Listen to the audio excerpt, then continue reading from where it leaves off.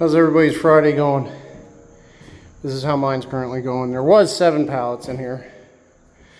I'm a little winded. They're 2,100 pounds. We're rushing to get them out. Our outdoor cooler condenser fan shit the bed.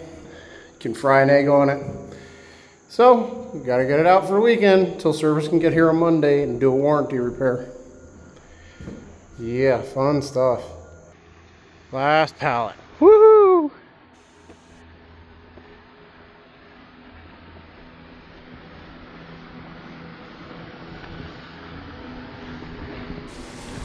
Went through, checked everything. It's got power. And like I said, you can literally fry an egg on that baby. It is hot.